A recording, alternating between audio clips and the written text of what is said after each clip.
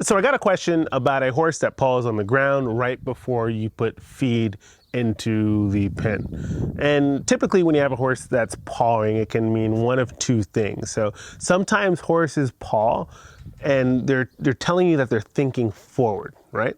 So what I mean by that is, for example, if you think about a horse that you are introducing to water, what will they do? They'll paw and splash in the water before they go in, right?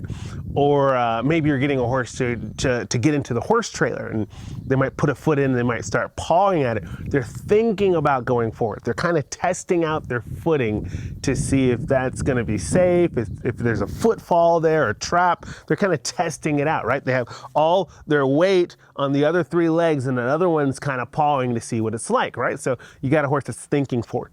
And so the second reason why a horse paw, and it's still in this, why a horse would paw, and it's still kind of in the same vein of thought, is a horse that is impatient or anxious, they might just start pawing, right?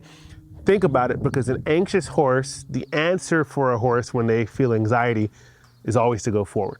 Right? Think about that, right? Like if you're on a trail ride and a horse bolts, you know, they're bolting to get away from something that's scaring them, or if they take off, they're running to go get to their buddies or running back to the barn, they're going forward, right? So that's why that when they're impatient or that anxiety comes, they start pawing like, is there anywhere I can go? Can I move out of this? Like, I can't wait. I'm too anxious.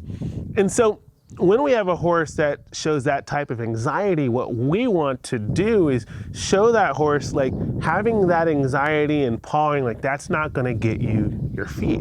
So the simple fix here is when you go to prepare the feed and everything, if they're pawing, don't feed them. Just wait. Even if it's just a moment that they stop. The moment that they stop, and when they stop pawing for a few moments, then you'll go give them their feed, their grain, their hay, whatever you're giving them, so that they know that the pawing didn't make the food come any faster. In fact, it made it take longer.